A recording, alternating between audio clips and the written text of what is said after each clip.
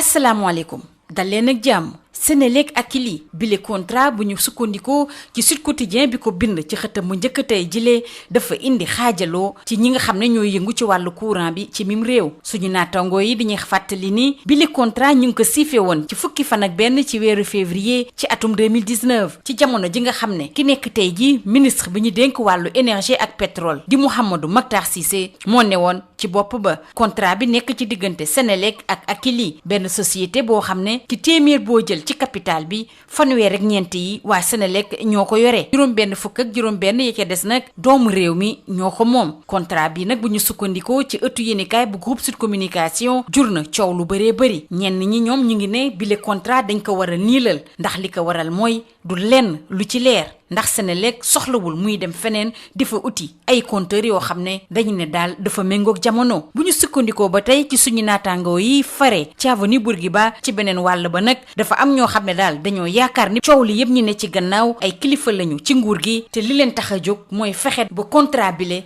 ñu génne ko ci loxo Akilee dénk ko benn société boo xam ne Israël la bawoo ñu tuddee ko Powercom syndicat yi ñoom ànduñu ci benn yoon Sutelec xelam ñaaw na ci bu baax a baax SICAD ëmb cadre yi liggéey ci Senelec nee nañu faaw kuréel yi nga xam ne moom la nguur gi teg ñu ñëw saytu mbir yi bu baax a baax ñu wax nag léegi jëmale ci mbas mi ci suñu réew ak juróom fukki cas ak juróom-ñeent cas yu yees juróom fukki yeeg benn ya cas contact ñi nga xam ne waa kër docteur ñu ngi leen di saytu juróom-ñett ya ca des ñoom bawoo ci li ñuy woowee cas communautaire muy wàllante suñu biir te xamuñu fa mu bawoo kañ la mbas mi leen nar a yegg fi nga xam ne daal kenn ñaanu ko ci mim réew boobu laaj nag ci ka samp tey jile mooy waa critique di ñu xamal ne soriwuñu ci junniy cas ak law bi transmission communautaire di law nag ñàkkul ne ci ay jafe-jafe la ñu jëmale ci mbas moomu lee donte waa kër docteur ñu ngi def seen kéem kàttan ngir xeex ak mbas mi lee tribune seetlu ci ab tan fukki doomi aadama ak juróom-ñeent jot nañ cee wér ci juróom fukk ak juróom-ñeent yoo xam ne nag dañoo amee doomu jàngoro bi ci seen yaram loolu yëpp nag mi ngi bawoo ci juróom-ñetti téeméeri test yoo xam ne moom lañ ci amal ak lu mën a am ki nga xam ne moom lañ dénk wàllu wér-gu-yaram di Abdoulaye Diouf Sarr nee na fi mu toll ni daal situation bi ëppagul loxo li ñu war a moytu daal mooy fexe ba kaa yi bañ a yokku te ngir loolu bañ a am nag faaw ñu joxantee loxo te jublu ci xeex bi ñun ñëpp libération moom jox kàddu Ibrahima Sène moom mi nga xam ne dafa amoon doomu jàngoro bi te wér ci démb ca Daaru Marnaan bile doomu jàngoro lu garaaw a garaaw la ndax moom mi ngi xam le ne saa su ne da doon takk maskam teg ci it sol ay gants moo tax it ba tey jii mënul xam fan la jëlee bile doomu jàngoro ak ku ko wàll ci jamono jooju nag waa kër docteur mbas mi ngi leen di dal l'hôpital yi mbir mi xaw leen ëpp loxo kilifa yi ñoom li leen jaaxal mooy li ñu nemmeeku ci njëgu masque yi ak test yi nga xam ne moom la ñuy amal ci laboratoire yi ñu des ak produit yooyu nga xam ne moom la ñuy jëfandikoo ngir xeex mbas mi ak waa tribune ñuy waxtaane tey gel yi nga xam ne bu ñu moyul mën na indi loraange way jëfandiku yi yu bëri ci yooyu le gel alcool bañ ca def doyul tribune di ñu xamaleeg yan mooy gel yi ñu war a jëfandikoo benn paquet wu masque ñu koy jaayee juróom fukki junni loolu ëlëm bu baax a baax waa ñoo lank ak aar li ñu bokk moo tax waa réew mi quotidien ni nee nañu danañu yóbbu plainte fu mbaxane doone benn le témoin quotidien ñoom di ñu waxtaane dund bi nga xam ne moom la ñuy jagleel askan wi ko soxla ñu xam le ni ci mbir moomu nag Macky daal dafa faral bu baax a baax ñi nga xam ne ay homme d'affaires lañu seppi ci ñi nga xam ne ñoom lañu xamoon ñuy yëngu ci mbir mi waa Grand Place moom di ñu xamal ne kuréel bi ñu teg ngir mu saytu koppar bi nga xam ne moom lañ dugal ci force Covid 19 te kii di général François Ndiaye jiite ko tey ji la ñuy amal seen réunion bu njëkk danañ ko amal ci building administratif bu ñu sukkandikoo ci Le Soleil ñu des ba tey ci koppar yooyu nga xam ne moom la ñu jagleel xeex wàllu mbas mi rawatina bi nga xam ne moom lañ jagleel émigré yi ni ko waa diaspora bi di gisee am na wuute lool bu ñu sukkandikoo ci waa l'enquête ñu bëri ci doomu réew yi nekk ci biti réew nag nee nañu fukki milliards ak juróom-ñaar bu teg juróom bi nga xam ne moom la leen nguur gi jagleel soxla wuñu ko Moustapha Tandine di doomi réew mi nga xam ne fële ci Espagne lay dund moom bokk na ci ñi nga xam ne dañoo sàkku ci gouvernement bi koppar boobule jagleel ko ak jàppale ko waa kër docteur ñu wax nag jëm ci wàllu mesures yi nga xam ne moom la njiitu réew mi gën a yokk jëmale ko ci ñi nga xam ne dañuy jalgati bu ñu sukkandikoo ci waa Vox Populi duñoo seetlu ak comportement yoo xam ne warul benn yoon ñenn ñi di jëlee ay nit ci ay diwaan fekk ñu tëj frontière ya yeneen jalgati yi ñu nemmeeku ci marché yi ak it fépp foo xam ne askan wi dañu fay daje 24 heures ne Macky Sall da caa taxaw temm moo tax it waa laas ni ab yet daal la wut nara dal ci képp koo xam ne da nga fas yéene jalgati moo tax waa laas di xamal ñi nga xam ne ñooy yëngu ci dem beeg dikk bi ci diggante diwaan yi te teguñu ko ci yoon bu yeboo rek ñu moytu bu baax a baax. njàng meeg njàngale mi nag dina dooraat ci ñaari fan ci weeru juin bu ñu sukkandikoo ci Le Soleil wante ñi njëkk a dellu ci l'école yi mooy ndongo yi nga xam ne dañoo war a amal ay examen ren jile loolu moo tukkee ci conseil des ministres bi ñu doon amal démb te njiitu réew mi di président Macky Sall jiite ko ñu jaarale ko ci xarala yu yees yi ñu duppee ko visioconférence. stade di ñu waxtaanee wàllu Kalidou moom saf na bu baax a baax waa l'Angleterre ginnaaw United ak Newcastle fi mu toll nii daal ñi mu intéressé ñooy waa Tottenham ak Everton.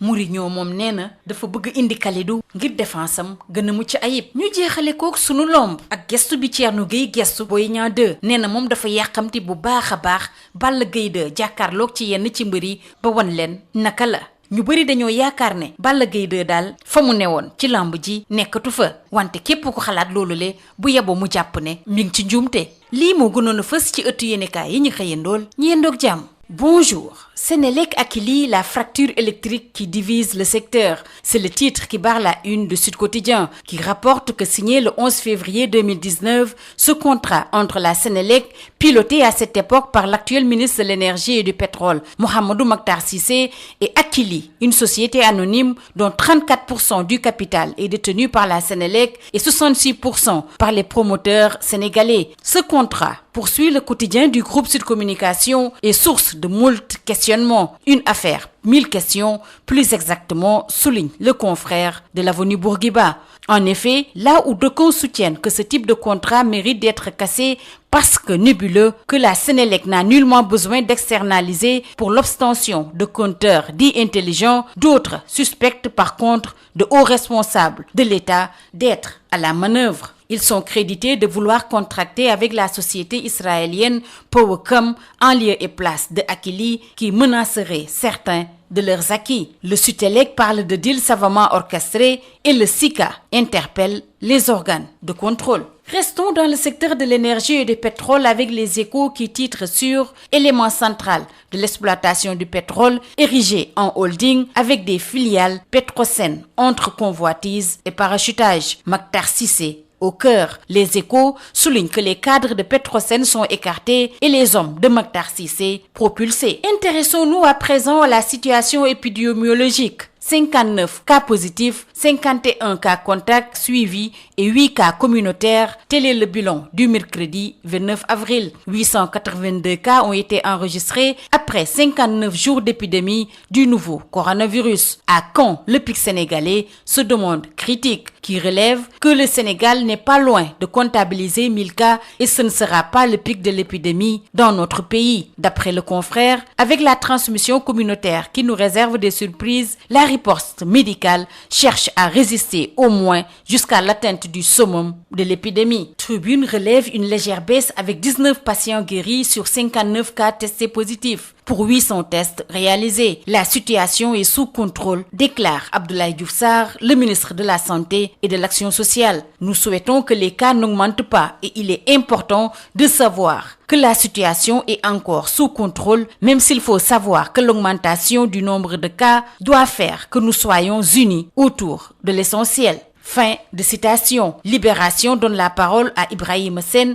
déclaré guéri du coronavirus au centre de Darou Marnane hier, et titre sur Moi, ancien cas communautaire. Ibrahima poursuit dans les colonnes de Libération. Ce virus est plus que dangereux. J'avais tout le temps un masque et des gants. Je ne sais pas comment ni où j'ai été contaminé. Entre-temps, le corps médical est atteint. Les hôpitaux sous tension, les autorités médicales interpellées sur les irrégularités dont la plus flagrante tourne autour du prix officiel du masque et du coût réel des tests de laboratoire. Justement, restons avec ces produits hydroalcooliques comme geste barrière avec Tribune qui nous mène dans l'univers des gels à risque avec la vente de gels non conformes sur le marché. Certains sont des produits dont la teneur en alcool est insuffisante, avertit Tribune qui éclaire notre lanterne et nous dit quel type de gel faut-il acheter. Un paquet de masques à 50 000 francs CFA, Rewmi Quotidien indique que Ñoo Lank et Aar Li Ñu Bokk annonce une plainte. 59 nouveaux cas positifs, Macky Sall demande des mesures plus coercitives, rapporte le Témoin quotidien, qui, abordant le marché de l'aide alimentaire, fait savoir que Macky favorise les affairistes